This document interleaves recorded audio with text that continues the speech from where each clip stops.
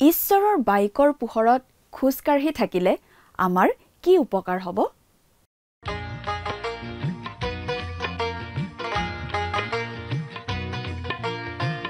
আজিৰে পবিত্ৰ ক্ষণতে উজলি উঠা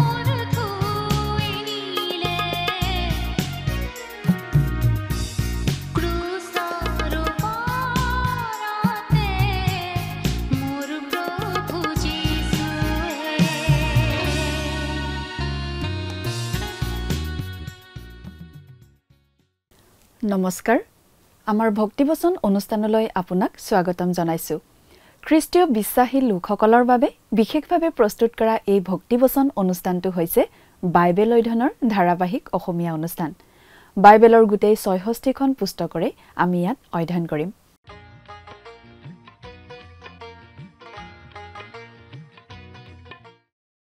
প্ৰিয় দৰ্শক আমি এতিয়া বাইবেলৰ নতুন নিয়ম খণ্ডৰ যোহনৰ প্ৰথম পত্ৰ বা চমুকৈ প্ৰথম যোহন নামৰ পুস্তকখন অধ্যয়ন কৰি আছো যোৱা অনুষ্ঠানত আমি এই প্ৰথম যোহন পুস্তকৰ ২ নম্বৰ অধ্যায়ৰ ১ৰ পৰা ৪ নম্বৰ পদলৈকে পঢ়ি তাৰ ভিত্তিত আলোচনা আগবঢ়াইছিলো আজিৰ অনুষ্ঠানত আমি এই প্ৰথম যোহন পুস্তকৰ দ্বিতীয় অধ্যায়ৰ ৫ৰ পৰা ৯ নম্বৰ পদলৈকে পঢ়ি তাৰ ভিত্তিত আগবঢ়োৱা আলোচনা শুনিবলৈ পাম ২ নম্বৰ অধ্যায়টো ঈশ্বৰৰ সৈতে আমি খ্ৰীষ্টীয় বিশ্বাসীসকলে কেনেদৰে সহভাগিতা ৰাখিব পাৰো সেই বিষয়টোৱে চলি আছে আমি ঈশ্বৰৰ বাক্যৰ পোহৰত চলিব লাগিব আৰু আমাৰ পাপবোৰ স্বীকাৰ কৰি ক্ষমা বিচাৰিব লাগিব দ্বিতীয় অধ্যায়ত আমি প্ৰথমেই প্ৰভু যীশু খ্ৰীষ্টই আমাৰ হৈ কৰা অধিবক্তাৰ পৰিচৰ্যাৰ বিষয়টো পাওঁ আৰু যোহনে ১ নম্বৰ অধ্যায়ৰ ৫ নম্বৰ পদত আৰম্ভ কৰা বাৰ্তাটোৰ মূল সিদ্ধান্তটোত উপনীত হওঁ এই বাৰ্তাটো হৈছে ঈশ্বৰৰ অনুগ্ৰহৰ শুভবাৰ্তা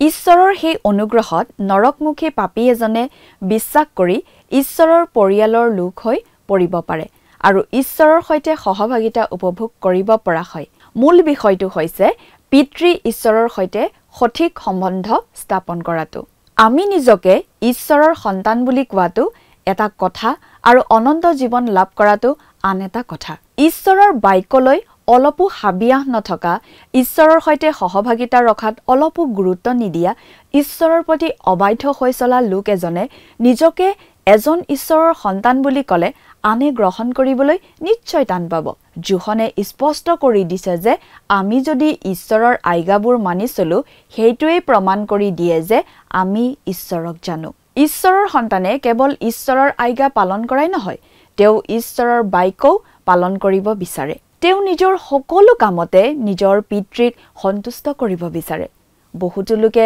যিমান পাৰি নিজৰ ইচ্ছামতে জীয়াই থাকিব বিচাৰে আৰু একে সময়তে খ্ৰীষ্টীয় বিশ্বাসী হিচাপেও চিনাকি দিব বিচাৰে প্ৰতিজন খ্ৰীষ্টীয় বিশ্বাসীয়ে আচলতে কি কৰিব পাৰে আৰু কি কৰিব নোৱাৰে সেইটো নুসুধি এই বুলিহে সুধিব লাগে মোৰ স্বৰ্গীয় পিতৃক সন্তুষ্ট কৰিবলৈ মই কি কৰিব পাৰো অৰ্থাৎ ঈশ্বৰৰ এজন প্ৰকৃত সন্তানে তেওঁক সন্তুষ্ট কৰিবহে বিচাৰে তেওঁ খ্ৰীষ্টিয়ান জীৱনৰ ঠিক সীমা এটা জীয়াই থাকিবলৈ চেষ্টা নকৰে এইটো অতি গুৰুত্বপূৰ্ণ কথা প্ৰিয় দৰ্শক কথাবোৰ অধিক বহলাই চাবলৈ আহকচোন এতিয়া আমি মূল আলোচনাটোৰ মাজলৈ আগবাঢ়ি যাওঁ প্ৰিয় শ্ৰোতা আহকচোন এতিয়া আমি বাইবেল অধ্যয়নলৈ আগবাঢ়ো হওক আজিৰ অধ্যয়নত আমি অধ্যয়ন কৰিবলৈ ওলাইছোঁ প্ৰথম যোহন পুস্তকৰ ২ নম্বৰ অধ্যায়ৰ ৫ নম্বৰ পদৰ পৰা ৯ নম্বৰ পদলৈকে প্ৰথমতে ৫ নম্বৰ পদটো পাঠ কৰি দিছোঁ প্ৰথম যোহন দ্বিতীয় অধ্যায় ৫ নম্বৰ পদ কিন্তু যিজনে তেওঁৰ বাক্য পালন কৰে তেওঁৰ অন্তৰত ঈশ্বৰৰ প্ৰেম স্বৰূপেই সিদ্ধ হ'ল তাৰ দ্বাৰাই আমি জানো যে তেওঁত আমি আছোঁ আমি প্ৰথমতেই এটা বিশেষ কথা মন কৰিব খুজিছোঁ ঈশ্বৰৰ বাক্য আৰু ঈশ্বৰৰ আজ্ঞা এই দুটা বিষয়ৰ মাজত থকা পাৰ্থক্যৰ কথা আমি অলপ চাব খুজিছোঁ কোনোবাই হয়তো ক'ব পাৰে ঈশ্বৰৰ আজ্ঞাই ঈশ্বৰৰ বাক্য এৰা এই কথা সত্য ঈশ্বৰৰ আজ্ঞাবোৰ নিশ্চয় ঈশ্বৰৰ বাক্য কিন্তু সকলোবোৰ ঈশ্বৰৰ বাক্যকেই আমি আজ্ঞা বুলি ক'ব নোৱাৰোঁ ঈশ্বৰৰ বাক্য আচলতে আজ্ঞাতকৈ ওপৰত ঈশ্বৰৰ বাক্যত নিশ্চয় বহুতো আজ্ঞা আছে কিন্তু আজ্ঞাৰ লগতে আৰু বহুতো কথা আছে ঈশ্বৰৰ বাক্য হৈছে ঈশ্বৰৰ ইচ্ছাৰ প্ৰকাশ ঈশ্বৰৰ ক'বলগীয়া কথা ঈশ্বৰৰ বক্তব্য সেই বক্তব্য আজ্ঞাৰ মাজেদিও হ'ব পাৰে বা আন ধৰণেও হ'ব পাৰে ঈশ্বৰৰ বাক্যত ঈশ্বৰৰ বক্তব্যৰ সম্পূৰ্ণ প্ৰকাশ আমি পাওঁ আমাৰ জীৱন সম্পৰ্কে তেওঁৰ কি ইচ্ছা সেই বিষয়ে আমি জানিব পাৰোঁ প্ৰভু যীশুৱে শিষ্যসকলক এই বুলি কৈছিল তোমালোকে যদি মোক প্ৰেম কৰা তেন্তে মোৰ আজ্ঞাবোৰ পালন কৰিবা যোহন 14 অধ্যায় 15 পদ যীশুৱে উত্তৰ দি তেওঁক ক'লে কোনোৱে যদি মোক প্ৰেম কৰে তেন্তে তেওঁ মোৰ বাক্য পালন কৰিব। মোৰ পিতৃয়ে তেওঁক প্ৰেম কৰিব আৰু আমি তেওঁৰ ওচৰলৈ আহি তেওঁৰে সৈতে নিবাস কৰিম। যোহন 14:23। ইয়াত বাৰু কিবা পাৰ্থক্য আছেনে? আজ্ঞা পালন কৰা আৰু বাক্য পালন কৰাৰ মাজত এটা সৰু উদাহৰণ আমি দিব খুজিছোঁ। ধৰক, এজন ডেকা ল'ৰাৰ দেউতাক খেতিয়ক। দেউতাকে ল'ৰাজনক ক'লে, মই সদায় গৰুৰ গাখীৰ খীৰাম আৰু আন কামবোৰ কৰিম। তুমি কেৱল স্কুলৰ পৰা আহি খৰি কাটি খৰি ফালিবা।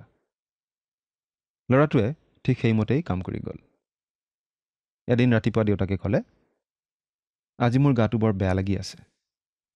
খেতিপথাৰলৈ যাবলৈ একেবাৰে মন যোৱা নাই। কিন্তু দেউতাকে ৰুগীয়া গাৰেই পথাৰলৈ গ'ল।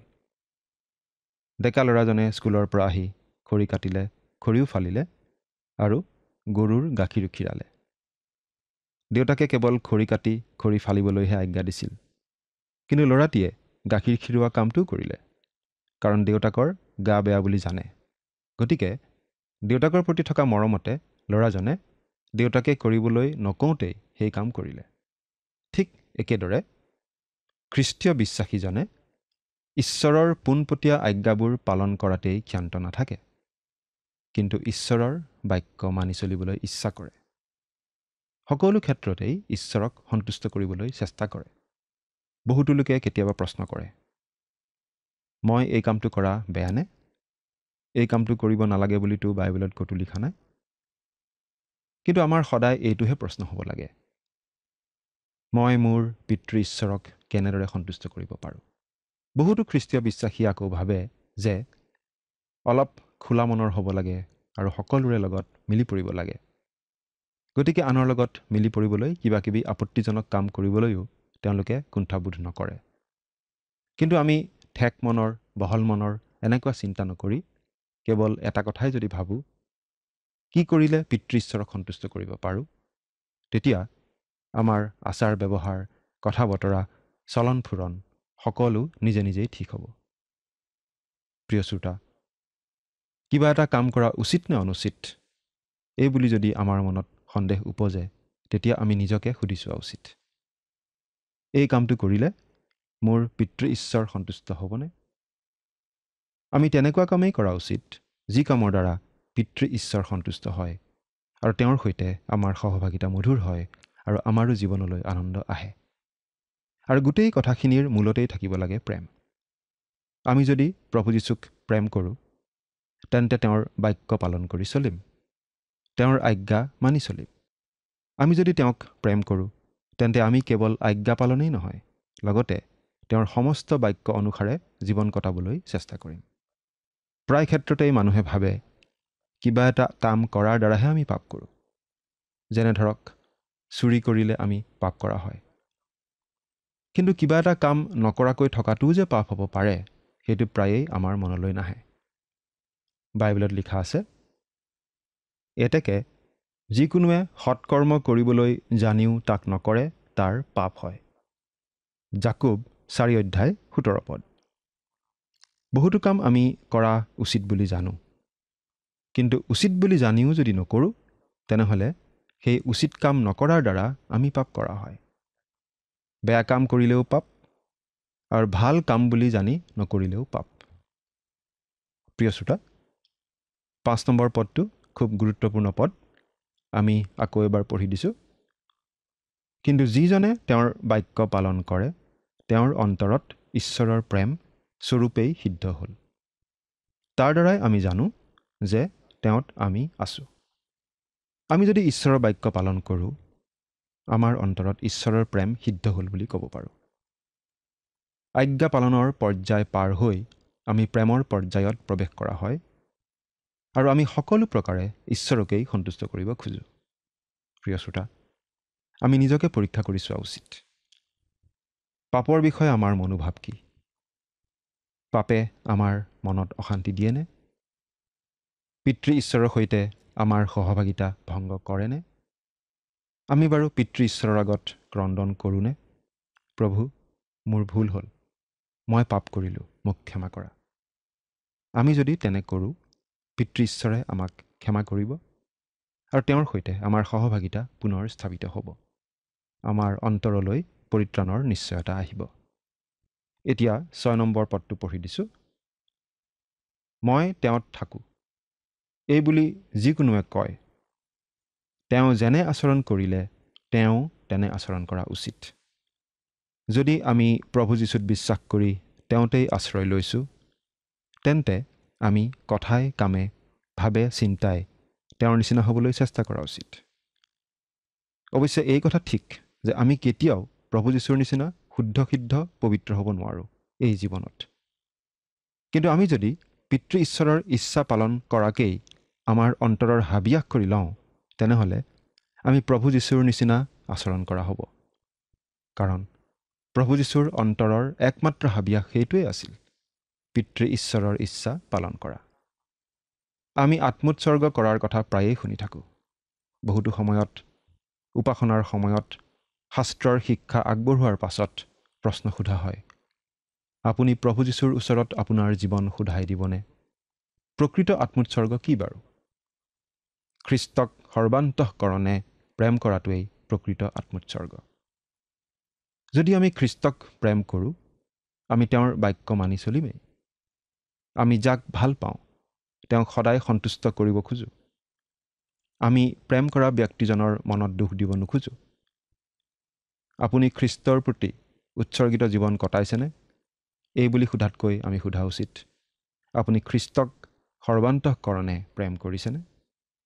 এতিয়া 7 নম্বৰ পদটো পঢ়ি দিব খুজিছোঁ। হে প্ৰিয়বিলাক, মই তোমালোকলৈ কোনো নতুন আজ্ঞা লিখিছোঁ এনে নহয়, কিন্তু আদিৰে পৰা তোমালোকে যি পালা এনে পুৰণি আজ্ঞা লিখিছোঁ। তোমালোকে যি বাক্য শুনিলা সেয়ে সেই পুৰণি আজ্ঞা। কিন্তু আদিৰে পৰা তোমালোকে যি পালা, ইয়াত আদিৰে পৰা মানে প্ৰভু যীশুৱে আগতেই দি অহা আজ্ঞাৰ কথা বুজোৱা হৈছে। কিন্তু আদিৰে পৰা তোমালোকে যি পালা এনে পুৰণি আজ্ঞা লিখিছোঁ। প্ৰভু যীশুৱে পাচনীসকলৰ আগত, তেওঁৰ শিষ্যসকলৰ আগত যি আজ্ঞা ইতিমধ্যে দি গৈছিল, সেই আজ্ঞাকেই যোহনে আকৌ উল্লেখ কৰিছে। তেওঁ নতুনকৈ একো আজ্ঞা দিয়া নাই। প্ৰভু যীশুৱে এই আজ্ঞাসমূহ তেওঁ পৃথিৱীত থকা সময়ছোৱাত তেওঁৰ 3.5 বছৰীয়া পৰিচৰ্যা কালত দিছিল। বহুখিনি কথা তেওঁ কেইবাঠাইতো দোহাৰিছিল। যোহনে লিখা শুভবাৰ্তা 13 অধ্যায় 34 আৰু 35 পদত আমি এনেদৰে পাওঁ, মই তোমালোকক এটা নতুন আজ্ঞা দিওঁ যে তোমালোকে যেন পৰস্পৰে প্ৰেম কৰা। মই যেনেকৈ তোমালোকক প্ৰেম কৰিলোঁ, তেনেকৈ তোমালোকেও যেন পৰস্পৰে প্ৰেম কৰা।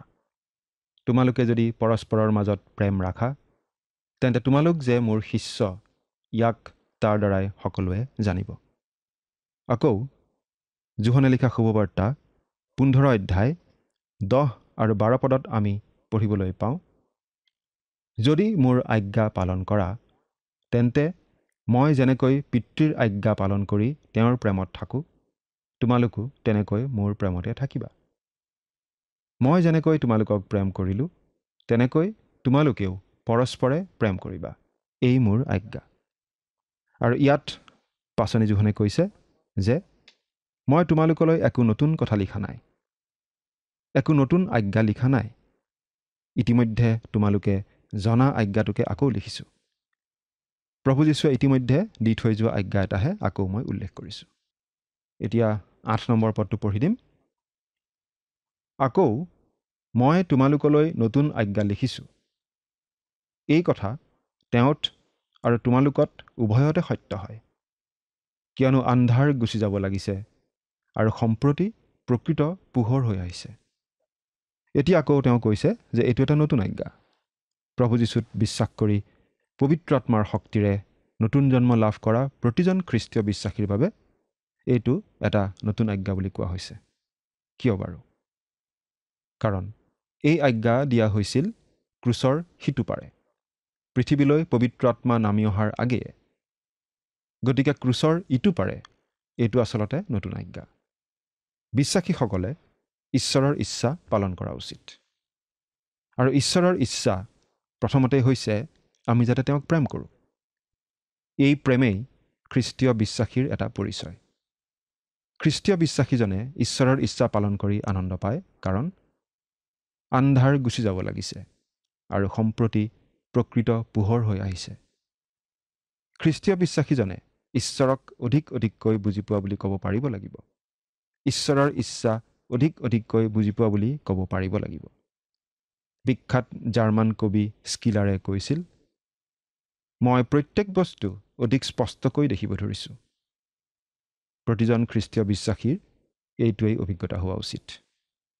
প্ৰত্যেক দিনেই তেওঁ বৃদ্ধি পাই থকা উচিত, আৰু ঈশ্বৰৰ বাক্য অধ্যয়ন নকৰাকৈ কোনেও আত্মিকভাৱে বৃদ্ধি পাব নোৱাৰে। ঈশ্বৰৰ লিখিত বাক্যই জীৱন্ত বাক্য প্ৰভু যীশুখ্ৰীষ্টক অধিককৈ প্ৰকাশ কৰে। তেওঁৱেই জীৱনৰ আহাৰ, জীৱন জল। আমি তেওঁতেই আত্মিক আহাৰ নিবিচাৰিলে লেৰেলা চেপেটা পৰি যাম। প্ৰিয় শ্ৰোতা, খ্ৰীষ্টীয় বিশ্বাসীসকলে যদি কেৱল কিছুমান নীতি নিয়ম বান্ধি লৈ সেইবোৰ মাত্ৰ পালন কৰিবলৈ চেষ্টা কৰে, তেন্তে তেওঁলোকে খ্ৰীষ্টীয় জীৱনত বৃদ্ধি পাব নোৱাৰে। কিন্তু আমি প্ৰায়েই সেই ভুলটোকেই কৰোঁ। আমি কিছুমান ৰীতি নীতি পালন কৰি থাকিলেই খ্ৰীষ্টীয় জীৱন যাপন কৰা বুলি ভাবোঁ। কিন্তু আমি একোটা যন্ত্ৰ নহয়, আমি একোজন ব্যক্তি। যদি আমি খ্ৰীষ্টক গ্ৰহণ কৰাৰ যোগেদি ঈশ্বৰৰ সন্তান হৈছোঁ, আমাৰ এটা নতুন প্ৰকৃতি থাকিবই লাগিব। অৱশ্যে লগতে আমাৰ পুৰণি প্ৰকৃতিটোও থাকিব, যিটো প্ৰকৃতি মন্দ। কিন্তু নতুন প্ৰকৃতিটোৱে ঈশ্বৰৰ ইচ্ছা পালন কৰিব বিচাৰে। এই প্ৰকৃতি, এই স্বভাৱটোৱে ঈশ্বৰক সন্তুষ্ট কৰিব বিচাৰে। এন্ধাৰ আঁতৰি যাব লাগিছে। তাৰমানে আমি এই কথাটো বুজি পাওঁ যে এন্ধাৰ সম্পূৰ্ণৰূপে আঁতৰি যোৱা নাই। আজিও ঈশ্বৰৰ বাক্যৰ প্ৰতি অনেক মানুহ অজ্ঞ হৈয়েই আছে। প্ৰকৃত পোহৰ অৰ্থাৎ যীশুখ্ৰীষ্ট এই জগতত প্ৰকাশিত হৈ আছে। তেওঁৰ কথা এই জগতে কেতিয়াও পাহৰিব নোৱাৰে, তেওঁক অৱজ্ঞা কৰিব নোৱাৰে। আনকি তেওঁৰ শত্ৰুবোৰেও তেওঁক অৱজ্ঞা কৰিব নোৱাৰে। তেওঁৱেই প্ৰকৃত পোহৰ, তেওঁৱেই আত্মাৰ অন্ধকাৰ দূৰ কৰিব পাৰে। এতিয়া 9 নম্বৰ পদটো পঢ়ি দিছোঁ। মই পোহৰতে আছোঁ, এই বুলি যিকোনোৱে নিজ ভাইক ঘীন কৰে, তেওঁ এতিয়ালৈকে আন্ধাৰতে আছে। প্ৰিয় শ্ৰোতা, যদিহে আপুনি প্ৰভু যীশুত বিশ্বাস কৰি ঈশ্বৰৰ সন্তান হৈছে, যদিহে আপুনি পোহৰত চলিছে, তেন্তে আপুনি কেতিয়াও আপোনাৰ খ্ৰীষ্টীয় বিশ্বাসী ভাইক ঘীন কৰিব নোৱাৰে।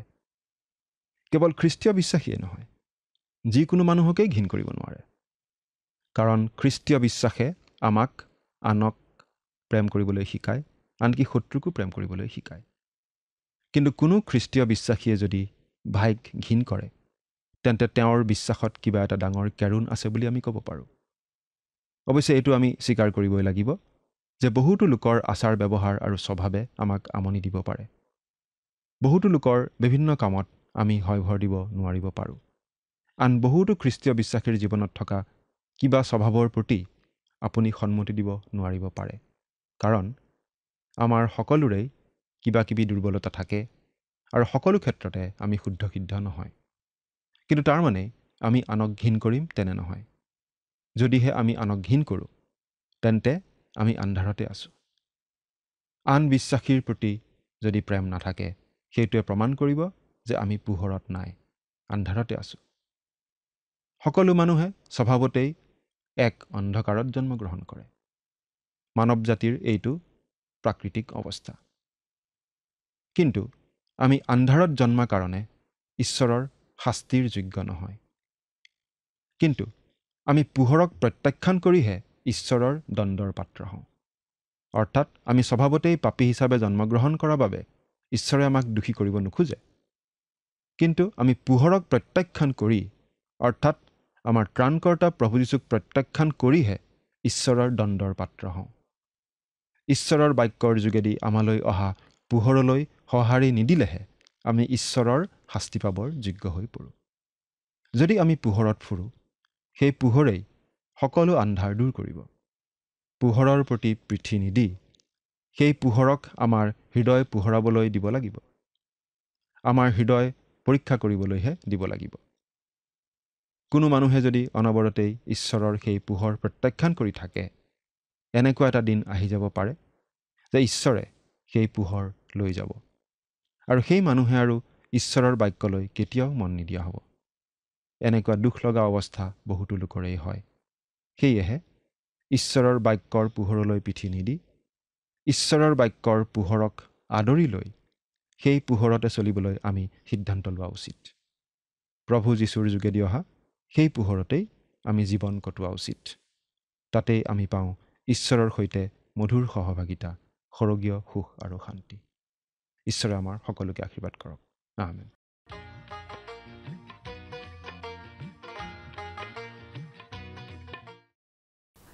ঈশ্বৰৰ বাক্যৰ পোহৰত খোজকাঢ়ি থাকিলে ই সকলো আন্ধাৰ খেদি পঠিয়াব। ঈশ্বৰৰ বাক্যৰ ৰশ্মিয়ে আমাৰ মন, আমাৰ হৃদয় অনুসন্ধান কৰে। ইয়াৰ পৰা ঘূৰি যোৱাৰ পৰিৱৰ্তে ইয়াক আমাৰ হৃদয়খন অনুসন্ধান কৰি চাবলৈ দিয়া উচিত। যদি কোনো মানুহে এই পোহৰক অগ্ৰাহ্য কৰি থাকে, তেন্তে এনে এটা দিন আহিব যেতিয়া ঈশ্বৰে পোহৰটো একেবাৰেই আঁতৰাই পেলাব, বা সেই মানুহজন ৰ'দত পোৰাৰ দৰে হৈ যাব। এছৌ সেই ধৰণৰ মানুহ আছিল। তেওঁ ৰঙা হৈ পৰিছিল, তেওঁ ৰ'দত পোৰা হৈছিল। তেওঁ কেৱল শাৰীৰিকভাৱে ৰ'দত পোৰা নাছিল, আধ্যাত্মিকভাৱেও তেওঁ ৰ'দত পোৰা হৈছিল। ৰ'দত পোৰা কি? ইয়াৰ অৰ্থ হ'ল এটা বিশেষ ৰশ্মিৰ বাহিৰে গাৰ ছালখনে পোহৰৰ বাকী সকলো ৰশ্মি শোষণ কৰিব আৰু ছালখন সেই ৰশ্মিত জ্বলি যায়। ঈশ্বৰৰ বাক্যক জগতৰ পোহৰ হিচাপে গ্ৰহণ নকৰাজনো এছৌৰ দৰে ৰ'দত পোৰা হৈ উঠে। প্ৰিয় দৰ্শক, আজিলৈ আমাৰ অনুষ্ঠানটো ইমানতে সামৰণি মাৰিব বিচাৰিছোঁ। পৰৱৰ্তী অনুষ্ঠানত আপোনালোকক পুনৰ লগ পোৱাৰ আশা ৰাখিছোঁ। সামৰণি মৰাৰ আগতে আহকচোন খন্তেক প্ৰাৰ্থনাত মূৰ দুৱাওঁ। স্বৰ্গত থকা অতি মৰমীয়াল দয়ালু পিতৃ ঈশ্বৰ, প্ৰভু তোমাক ধন্যবাদ দিছোঁ সুন্দৰ সময় প্ৰভু তুমি দান কৰাৰ বাবে। দয়ালু মৰমীয়াল পিতৃ ঈশ্বৰ, এই সময়তে প্ৰাৰ্থনা কৰিছোঁ তোমাৰ চৰণত প্ৰতিজন দৰ্শকসকলৰ বাবে। তুমি তেওঁলোকক আশীৰ্বাদ কৰিবা। তোমাৰ যি পবিত্ৰ বাক্য অধ্যয়ন কৰা হ'ল, এই বাক্য প্ৰভু তেওঁলোকে যাতে মনত ৰাখি প্ৰভু যি শিকিছে সেই সকলোবিলাক যাতে তেওঁলোকৰ নিজৰ জীৱনত ব্যৱহাৰ কৰিব পাৰিব, তেনে আশীৰ্বাদ দান কৰিবা। আৰু যদি কোনো প্ৰভু কিবা সমস্যাত ভুগি আছে, সেই সকলো সমস্যাবোৰৰ পৰা তেওঁলোকক প্ৰভু তুমি মুক্ত কৰিবা। এই সকলো যাচনা মহান ত্ৰাণকৰ্তা প্ৰভু যীশুখ্ৰীষ্টৰ নামত অৰ্পণ কৰিছোঁ। আমেন। প্ৰিয় দৰ্শক, যোৱা অনুষ্ঠানৰ প্ৰশ্নটোৰ শুদ্ধ উত্তৰটো হৈছে অপশ্যন এ, কৰুণাৰ সিংহাসন। আজিৰ অনুষ্ঠানৰ ওপৰত আধাৰিত প্ৰশ্নটো হৈছে, এতেকে যিকোনোৱে সৎকৰ্ম কৰিবলৈ জানিও তাক নকৰে তাৰ পাপ হয়। এই পদটি নতুন নিয়মৰ কোনটো পুস্তকৰ পৰা লোৱা হৈছে? Option A Matthew, option B Luke, option C Jacob, option D John.